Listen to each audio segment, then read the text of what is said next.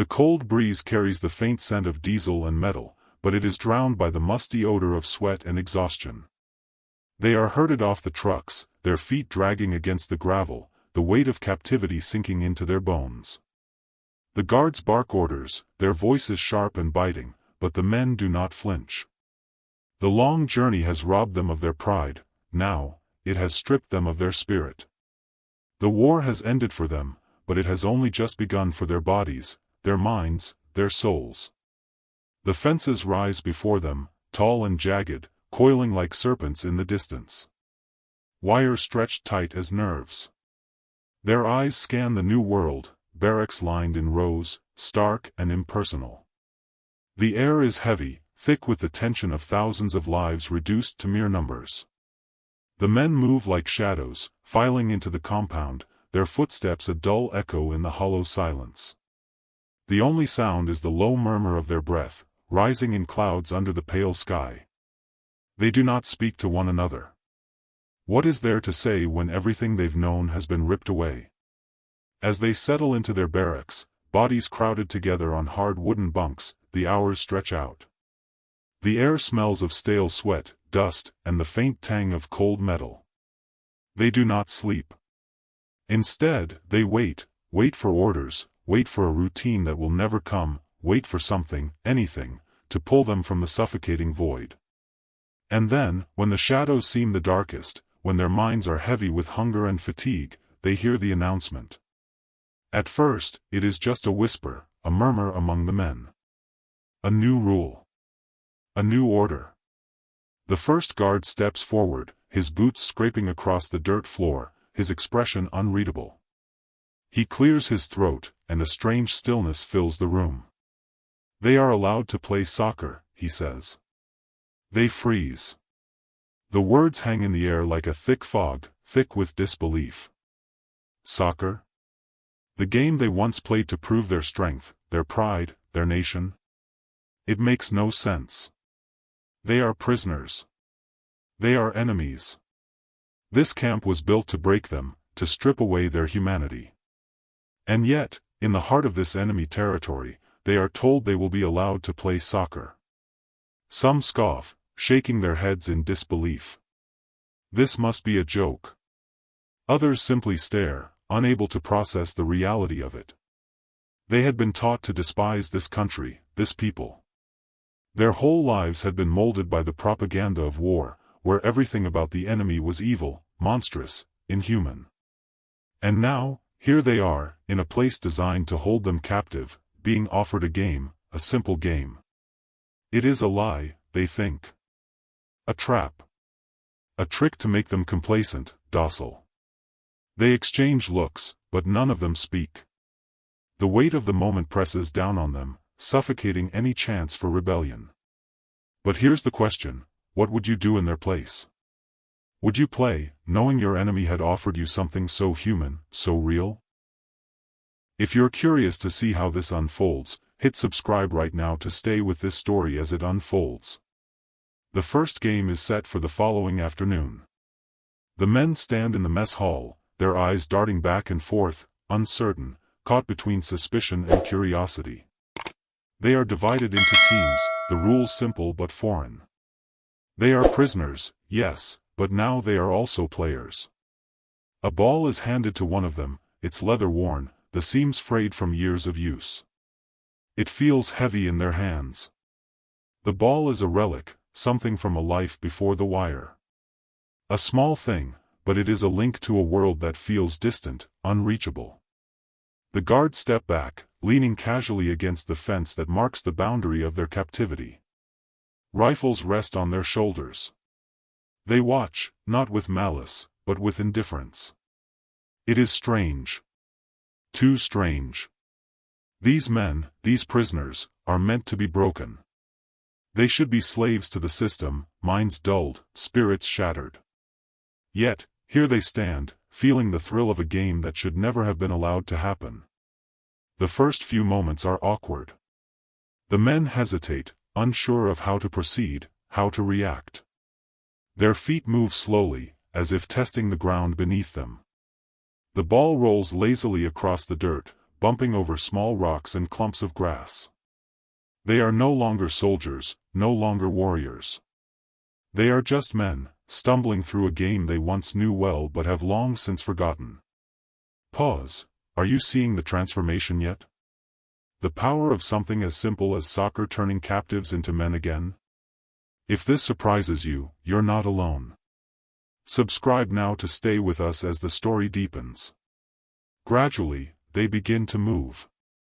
First, one step. Then another. The ball moves with them, a rhythm emerging from the chaos. The game shifts from awkwardness to something more familiar, something vital. The rules, though simple, seem to take shape in the dust. The movement, once hesitant, becomes more fluid, more natural. They start to pass, to run, to challenge one another for control of the ball. It is not just a game anymore. It is something more. Something they cannot name, something that speaks to the deepest part of them, the part that still remembers what it means to be free. The air shifts around them. The tension that once hung heavy in the camp begins to dissipate, replaced by the sound of laughter, of grunts, of shouting in broken German. There are no uniforms, no emblems, no flags to rally behind. There are just men, playing for the simple joy of the game. In that moment, they are not prisoners. They are not enemies. They are human again. They do not finish the game that day. The guards blow their whistles, signaling the end. The ball is picked up, and the men return to their barracks in silence, the weight of what has just happened settling over them. The game is over, but something has changed. Something deep inside them has shifted. For the first time since their capture, they feel the stirrings of hope. A small thing, yes, but a thing nonetheless. A reminder that even in captivity, there are moments of humanity that cannot be taken away. And this is just the beginning. Imagine what happens when the game becomes more than just a way to pass the time. If you want to find out how this simple act changes everything, don't forget to hit subscribe and leave a comment saying, "Soccer." The next day, they return to the field. The game is different now. It has become something more than just a distraction. It is a form of resistance. A quiet rebellion against the captivity they have endured. The men play with a newfound vigor, their movements sharper, their voices louder. The ball moves faster, with more purpose. They are no longer hesitant, no longer unsure. They play to win. They play to remind themselves that they are still alive, still capable of joy, still capable of hope. And as the days pass, the games become a ritual. A routine they cling to, a lifeline in a sea of despair. They do not talk about it. They do not question it. They simply play. And for a few hours each day, they are not prisoners.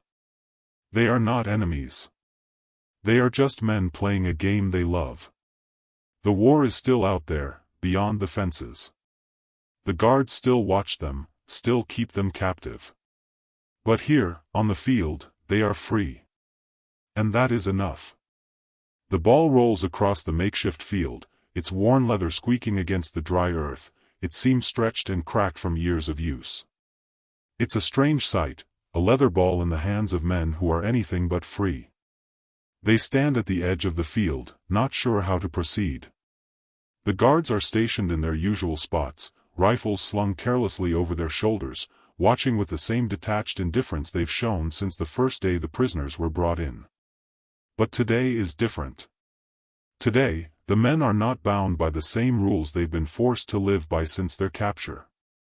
Today, they are not prisoners. Not yet, anyway. Today, they are players. The game starts slowly. A pass here, a misstep there. The ball bounces unpredictably, as if it too is unsure of what to do. The men glance at the guards, watching them with wary eyes, still unsure if this will be allowed. But nothing happens. The guards do not intervene.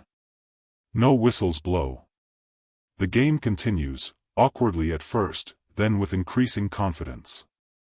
The ball begins to move faster, a rhythm forming, and slowly, they begin to remember what it felt like to play. To run. To feel like themselves again. But here's where the story gets interesting. Most people would never guess that a simple game could change everything. If this surprises you, you need to hit subscribe. Stay with us as this unexpected turn changes their lives forever. The men learn quickly, as they always have. The game becomes less about the ball and more about what it represents. For the first time since their capture, they feel something that isn't forced upon them. They feel choice. Even if it's only for a few minutes, it's a taste of freedom. They can kick the ball in any direction, they can fight for possession, they can race across the field without a guard yelling at them to stop. The familiar feeling of competition, of sweat dripping down their brows, of breath coming fast, it's all there. And in that moment, they are not prisoners of war. They are just men, playing a game. The first whistle blows, signaling the end of the game. It's not a loud sound, not the sharp crack they're used to hearing when they've been ordered to stop something, but a dull reminder that the game is over. The ball is picked up and tossed aside, but something lingers. For a few minutes, they forget where they are. They forget the fences, the wire, the endless waiting. They just played. When they return to the barracks that night, there is a shift. They speak more freely, less guarded. For a few hours, the weight of captivity doesn't feel so heavy. They laugh. Some of the older men, whose faces have long since hardened from the war, smile, something they haven't done in months. They talk of the game, of the moves they almost made, the goals that almost happened. For once, they aren't talking about the next orders or the next day's work details. They talk about something real. Something that has nothing to do with captivity. The next day, they return to the field. The ball sits in the middle of the dusty ground, and they hesitate for a moment. But then, they step forward, and the game begins again. It's not perfect. The passes are still sloppy, the team's uneven, but it doesn't matter. The game is a reprieve, a break in the monotony. It's a moment when the fences seem just a little less imposing. But cracks begin to form in the system. The guards, who once stood idly by, begin to take notice. The game, once an innocent diversion, becomes something more. The prisoners grow bolder, the intensity rising with each match. They play harder, faster. They pass the ball with purpose, shoot with intent.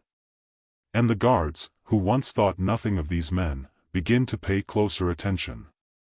Some of the older guards start making small bets on the games, betting cigarettes on who will win, a small distraction for them in the dull routine of watching prisoners. At first, it seems innocent enough, just a way to pass the time. But then, something shifts. The guards begin to see the prisoners differently. They no longer look like faceless enemies, but like players. Like people. And that change is enough to unsettle the men. They begin to question the system. It's a small, subtle thing, but the seed is planted. They begin to see the cracks in the armor, the ways in which their captors are not as unyielding as they once believed. They are still behind bars, still bound by the wire, but the game, the simple game of soccer, has started to break something more important, the idea that they are nothing but prisoners. They are men, and men can play, can fight, can laugh. Pause here. If you're starting to see how this small act of rebellion could be bigger than the game itself, hit subscribe now. This moment is a turning point, and the best part is just coming up. And then, there's the incident. The small mistake, the moment that would spark whispers across the barracks for days. One of the guards, a young man who had barely seen combat, is caught up in the game. He joins in, if only for a few moments, tossing a ball into the air, running alongside the prisoners. The older guards notice, and a ripple of tension runs through the camp. What are they supposed to do? The prisoners are already playing, the guards are watching, and in this moment, the line between captor and captive blurs. The next day, the guard is reprimanded. His behavior is unprofessional, they say, and he is reassigned. he never plays again. But the damage is done. The prisoners see it. They see the hesitation, the moment of uncertainty in the guard's eyes. They see the system beginning to crack. The game has done more than just provide them with something to look forward to. It has changed the balance of power, however subtly. The whispers spread. Some of the prisoners begin to talk about it openly. The young guard who played, was it a slip? Or was it a sign of something larger? No one knows, but the idea takes root. Perhaps this game, this simple thing, can change things. Perhaps it's a sign that their captors are not so invincible, not so unyielding. And here's where it gets really interesting. What if this one small event was more important than anyone realized? If you think so, comment below and let us know your thoughts. Don't forget to subscribe for more twists like this. As the days pass, the game continues. The rules remain the same, simple, unspoken, raw, but the intensity grows. The prisoners play with a new sense of purpose, a new sense of pride. They are still behind wire, still prisoners, but with every match, they feel something slipping away. Their dignity, their humanity, has not been taken from them. The game is proof of that. And with each goal, each pass, each laugh shared among the men, they begin to realize something important. The game, the enemy, the wire, it doesn't matter. What matters is that they are still human. And in that moment, on the makeshift field, they are not prisoners of war. They are players. They are men. The ball thuds into the dirt, kicking up a cloud of dust as it rolls toward one of the men. His foot meets it with a sharp crack, sending it skittering across the ground. The sound of shoes striking leather, the rush of air as bodies sprint to meet it, these are the noises that fill the air now, cutting through the tension that has hung over the camp for so long. The soccer game that had started out as nothing more than a diversion, a way to pass time, is beginning to take on a life of its own. The men, once hesitant and unsure, now move with purpose. The awkwardness fades as they fall into an unspoken rhythm, the ball becoming the focal point of their energy. For the first time since their capture, they feel something resembling freedom. They are no longer just prisoners, today, they are players. Pause here, imagine a moment so simple, yet so powerful that it shifts everything. If you're as intrigued as I am, hit subscribe to see how this game unfolds and changes their lives. The older men, their faces weathered by years of war and hardship, are the first to find themselves caught up in the competition. Their movements are measured, deliberate. The younger men, full of energy and untamed hunger, move faster, eager to prove themselves. They challenge each other, pushing themselves harder with every pass, every goal. The game becomes more than just soccer. It becomes a battleground, a place where pride and dignity are fought for with every kick of the ball. The tension grows. Every pass is a test, every goal a victory. But it's not just the game itself that ignites the fire within them. It's the realization that in this small corner of captivity, they can still fight for something. Something that has nothing to do with orders or obedience or war.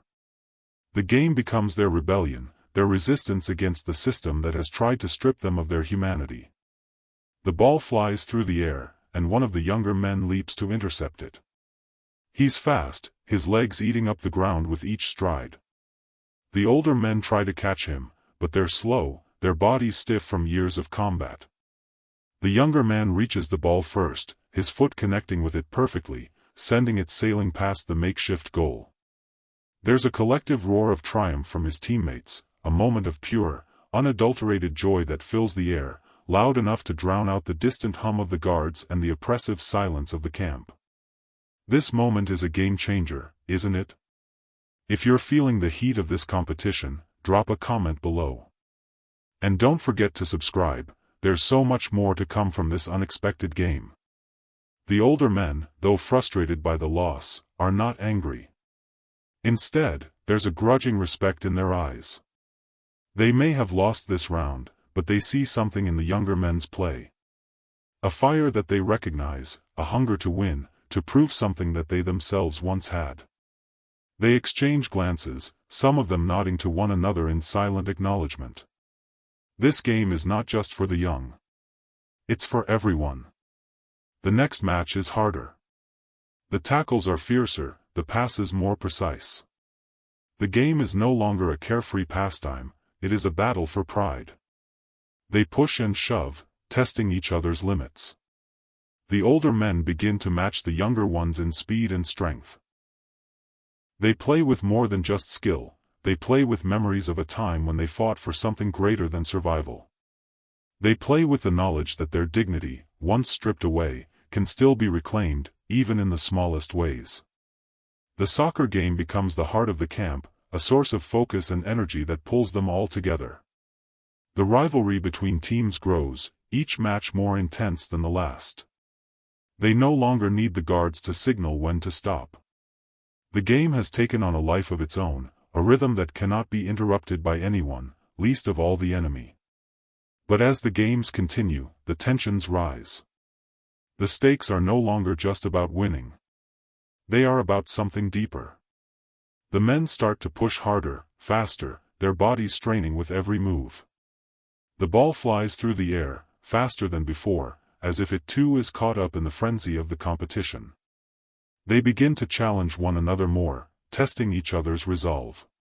One evening, a particularly hard tackle sends one of the men sprawling to the ground. He gets up slowly, pain etched on his face, but the fire in his eyes has not gone out. He glares at the man who tackled him, his body tense with anger. For a moment, the game teeters on the edge of something darker, something more violent. But the tension breaks as quickly as it started.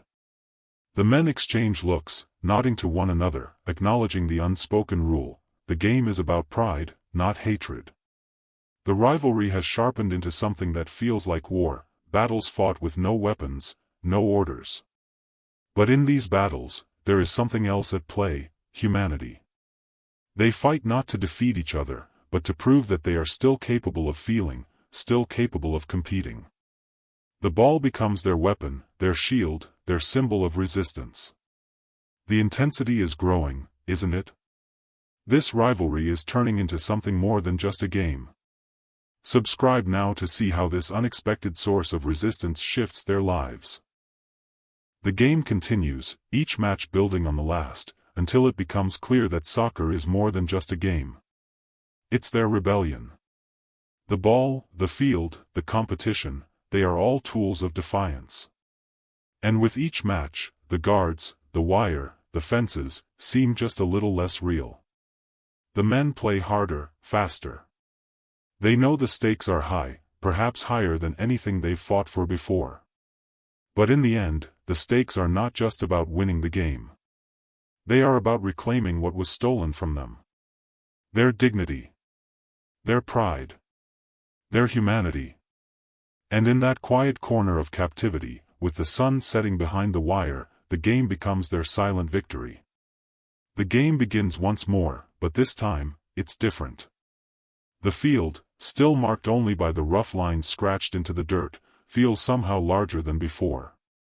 The ball no longer rolls sluggishly across the ground, it seems to carry more weight with every kick, every pass.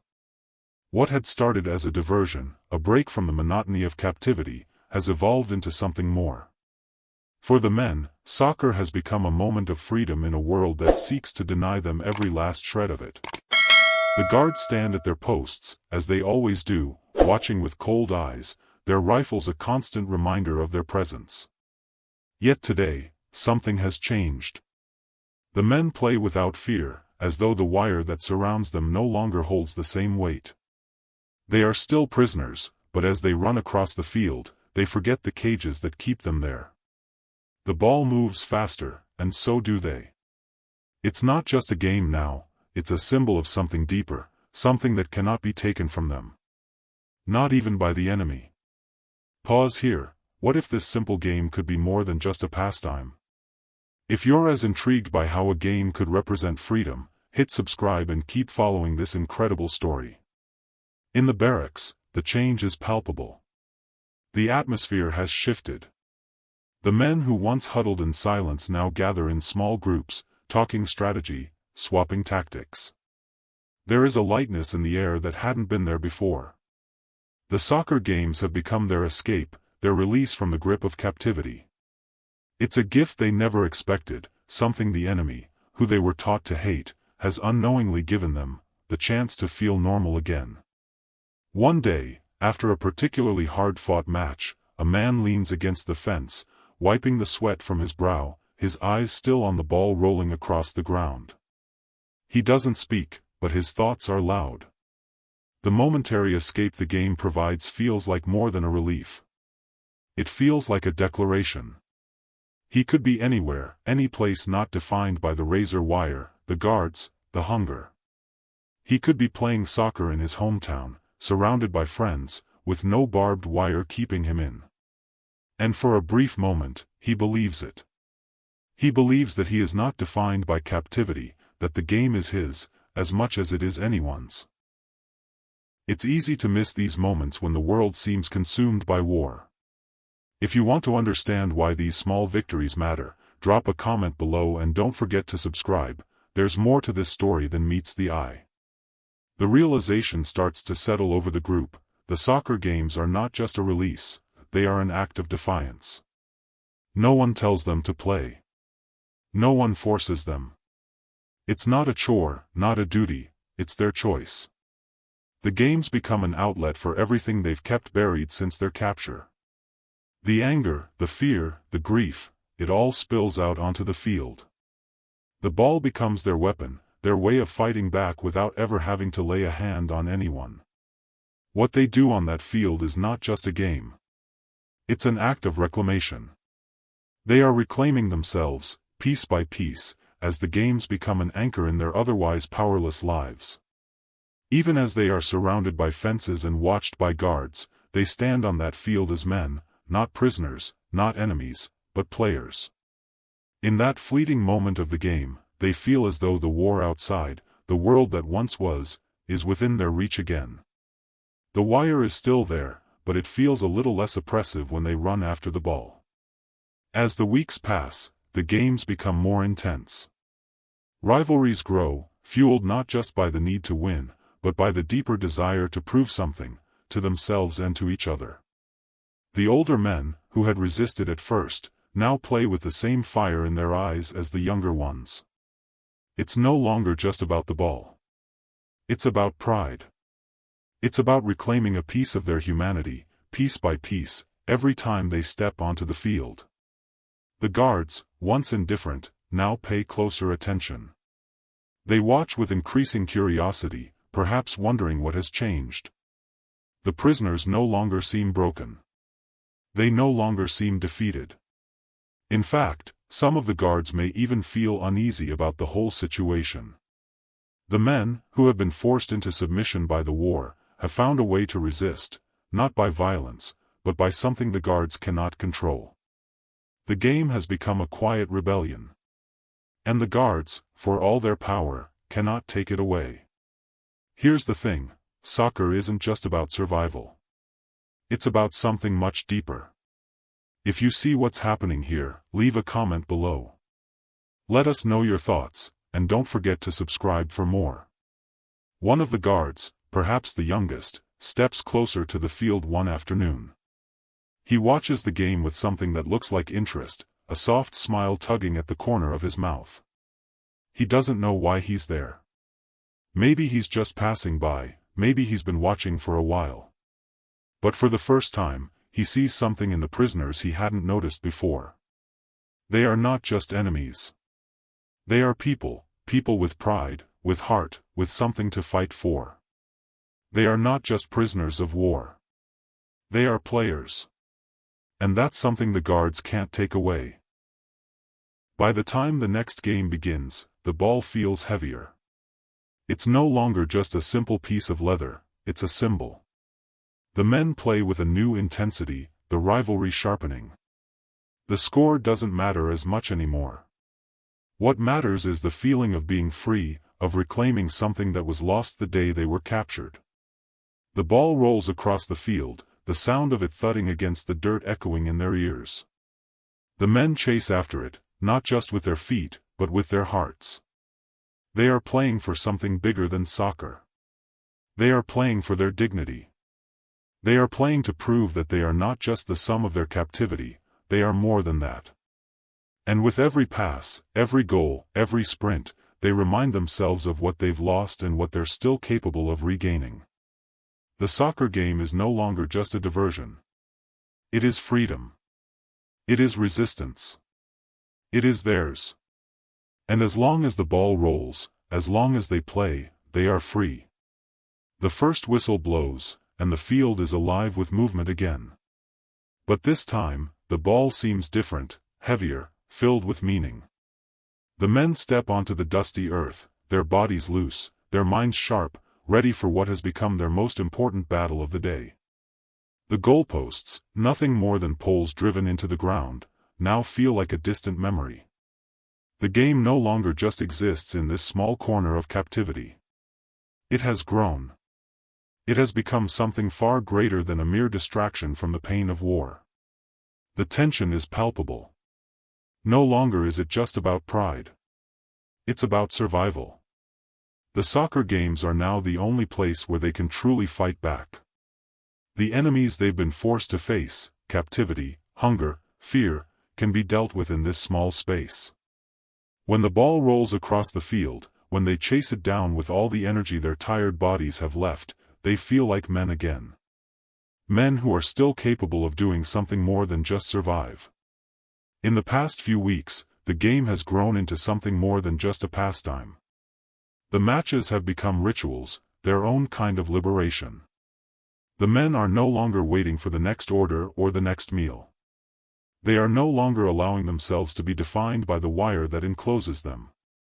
Soccer has become their moment to fight back against the system, their silent act of defiance. They know they are still prisoners, but for a few hours each day, they are free. Free to fight for something beyond survival. Pause here, think about it for a second. How can a game hold so much power? If you feel what I'm saying, leave a comment below. Don't forget to subscribe to keep following their unexpected journey. The games grow more competitive. The rivalry between teams intensifies, not just because they want to win, but because it has become personal. Each goal is no longer just about victory, it is about defiance. The ball, once an object of play, is now a weapon. Small and unassuming, yet carrying with it the power of resistance. The men play with more intensity, more focus. Every pass is a reminder that they are not defeated, that they are still capable of fighting for something, even if that something is only the game itself. The guards, who once watched with indifference, now seem to notice. Their eyes follow the ball more closely. They murmur among themselves when a particularly well-played shot crosses the makeshift goal. They are not used to seeing prisoners so alive, so full of energy and purpose. But there is nothing they can do to stop it. The game has become a fixture. It has become a part of the camp's rhythm. And the men play on. Some of the prisoners start to talk about it differently now. They no longer speak of soccer as just a distraction. They talk about it like it is a lifeline. One man, his body still aching from the long months of captivity, says to another, "It's the only thing that's keeping me sane. Every time I step on that field, I forget about the wire. I forget about the hunger. I forget about the war. It's the only time I feel like a man again." The words strike a chord. For all the physical pain they endure, for all the psychological weight of being a prisoner, the game has become the one place where they can be free. They are not just prisoners who happen to be playing soccer. They are men who have found a way to reclaim their dignity. The ball, kicked from one side of the field to the other, is their declaration that they are still in control of something, even if that something is just the game. As the games continue, the intensity heightens. The teams grow more organized, their strategies more complex. The soccer field becomes a place where everything that has been suppressed, all the frustration and anger and fear, is released in one powerful moment of physicality. When the ball sails past a defender and hits the back of the net, it is not just a goal. It is a statement. A statement that says, "We are still here. We are still alive. The men fight harder, push faster, throw everything they have into each match. They play with a force that goes beyond physical strength. It is a power fueled by something deeper, something that cannot be captured by the enemy's walls or the wire that surrounds them. The game is no longer just a way to pass time. It is their weapon, their form of rebellion. It is their way of saying that they are not broken, that they have not been defeated by captivity. Here's something to think about. What does it mean to fight for your humanity, even when everything else has been stripped away? If you're starting to understand that, subscribe and comment below. You don't want to miss what happens next. And then, there's the day the unexpected happens. A guard, a young man who had never been involved in the games before, steps onto the field. At first, the players hesitate, uncertain if they should continue. But the guard does not hold a rifle. He holds a ball. A new ball, shiny and clean, unlike the old one that has been patched so many times it's barely recognizable. He steps forward, tossing the ball gently between his hands. He doesn't look at the prisoners. He simply walks to the center of the field, his eyes ahead, as though this is the most natural thing in the world. The players stare at him, unsure what to make of it. For a moment, the game stops. The tension in the air is thick enough to cut with a knife. But then the guard tosses the ball into the air, and everything changes. The men, still uncertain but instinctively moving forward, rush to meet it. The game resumes, but this time with something new. The guard watches silently, his expression unreadable. He is not cheering, not interfering. He is simply a part of the game, an observer, an accidental participant in this strange act of resistance. The soccer game continues. The men play with a new energy, a new purpose. The ball rolls faster, the players run harder, their movements more fluid. The game has become something more than just a pastime. It has become their last act of defiance, the final place where they can express their humanity. And when the whistle blows to signal the end of the game, they are not prisoners. They are simply men, men who have fought for their dignity in a place that seeks to strip it away. The war ends quietly for them. There are no grand parades, no celebratory marches. The gates of the camp creak open, the barbed wire is unwound, and they are told they can leave. They step out from behind the fences, some stiff with disbelief, others hesitating as if they can't quite comprehend what freedom feels like. It's a strange thing, this sudden release, like waking from a long nightmare, only to realize the world you once knew is gone, replaced by a future uncertain. But it isn't the freedom that stays with them, not at first. It's the field. The games. The feeling of running across the dirt, the ball at their feet, the raw thrill of competition and camaraderie. Even as they walk out into a world that feels foreign, the memory of the soccer games lingers, burned into their minds like an indelible mark. For them, the game has become more than just a distraction. It has become a testament to their strength, to their ability to hold on to something human in the face of unimaginable hardship. Pause here. What would you carry with you from captivity, if not the moments that gave you life? If you felt the power of these games, hit subscribe and keep following this story. Back in the world they fought for, everything feels different. The streets are no longer filled with the sounds of battle, but with the quiet hum of everyday life. And yet, for many of them, this normality feels foreign.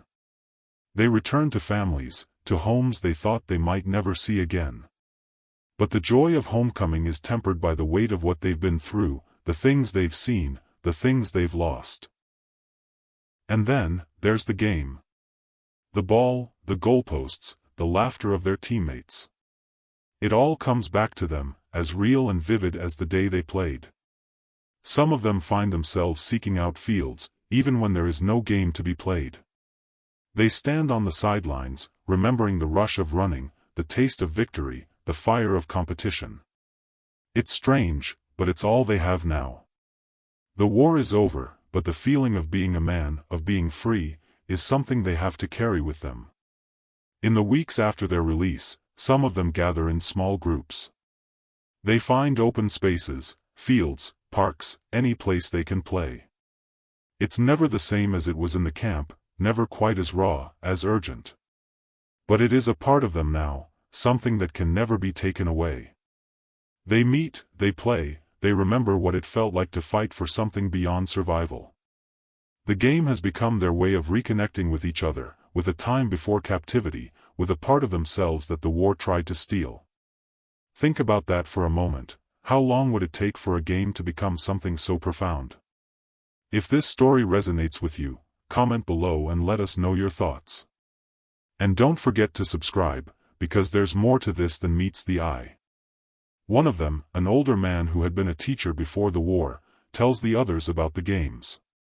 He speaks not of victory or defeat, but of what they had rediscovered on that dusty field, dignity. Soccer, he says, was the one thing that no one could take from them, the one thing they could still control.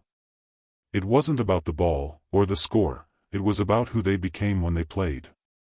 It was about feeling alive again, about seeing each other not as enemies or prisoners, but as men. For that fleeting moment, they were not defined by the war or the wire. They were simply human. As time goes on, the games fade from their daily lives, replaced by work, family, and the ordinary struggles of rebuilding a life. But the memory of those matches remains. They speak of it in passing, as if it were just another part of their past, but it is clear that the game, those simple matches, those fleeting moments of freedom, has become a touchstone for them. It is something they carry with them, quietly but constantly, like a small flame that never goes out.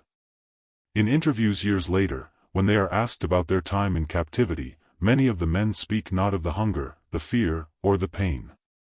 They speak of the game. They speak of the feeling of running across the field, of the wind in their hair, of the ball at their feet.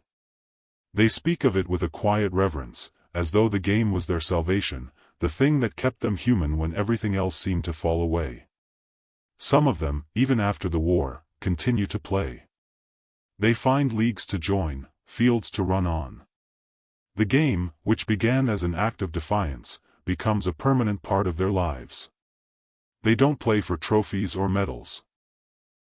They play for the feeling it gives them, the sense that they are still here, still capable of joy, still capable of winning. It's their way of honoring the men they were, and the men they became, on that small field behind barbed wire. For those who could not continue to play, the memory of the game stays with them, a quiet reminder of what they once had.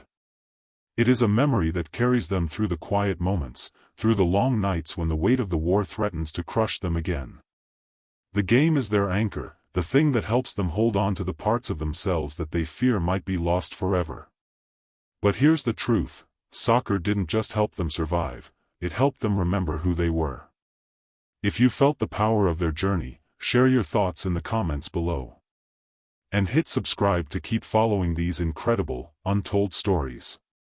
Years later, when they are old men, the memory of that field still holds sway over them. Some of them take their children to fields, showing them how to kick a ball, how to pass it with precision. They never speak directly about the camps, about the wire, but their children know. They know that this game, this simple thing, is a connection to something far greater than soccer itself. It is a bridge to the past, to a time when the world seemed more hopeful, more human. In the quiet moments, when the world is still, they think of the game. They think of the days when, in the midst of captivity, they felt free. They remember the way the ball seemed to hold all their fears, all their anger, and all their hope in its small, leather-bound form. They remember how, for a few hours, they were not prisoners, but men. Soccer, they realize, wasn't just a game. It was their salvation. It was their last act of defiance. It was their proof that, even in the darkest of times, they could still find a way to fight, to live, to be human. And as long as they carry that memory, they will never forget what it means to truly be free.